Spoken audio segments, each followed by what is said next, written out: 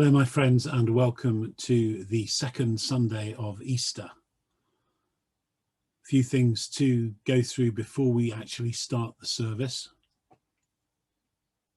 The first is that you may want to pause at various stages, and you're very welcome to. It's a Holy Communion service. I will consume the consecrated bread and wine in due course. When I consume it, you may want to have some food and drink by you to consume with me in an agape celebration style of what Jesus has done for us.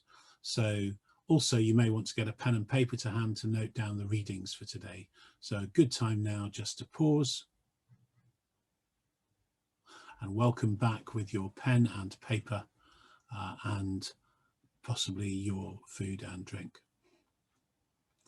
Now, the things I need to tell you are that the readings will be Psalm 133, the whole 7 or 8 verses of it, two verses, 8 lines. Acts 4, verses 32 to 35, that's Acts 4, 32 to 35, and the Gospel will be John chapter 20, verse 19 to the end of the chapter. That's John 20, 19 to end. The prayers, I will introduce a topic, put a couple of guidelines in, and then really we'll have a period of quiet where you can pray your own prayers. And I'll signal the end of that by Lord in your mercy. You'll respond, hear our prayer, I hope. And then at the end of the prayer time, I'll say, merciful Father, accept these, will say, merciful Father, accept these prayers. When we come to the Eucharistic prayer, there's a couple of tweaks, nothing too serious. It's Eucharistic prayer D.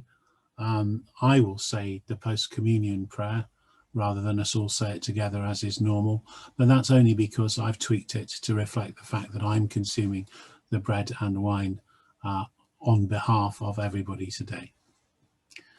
What else can I tell you? There are 1 or 2 little Easter tweaks as well, and right at the start, which is coming up any time, we're going to have a little bit of extra Easter. You know the response to Alleluia, Christ is risen. It's He is risen indeed, Alleluia. We'll be doing 2 of those, one at the beginning of the Easter bit and one towards the end of it. And then the other bit is a response. This is the good news. I'm going to say 3 different things about Easter. Each one of those requires a response. This is the good news. I'm sure we can all do that together too. So what we're going to do now is I'm hoping that I'm going to be able to screen share an opening hymn, and then we can go into the whole worship together.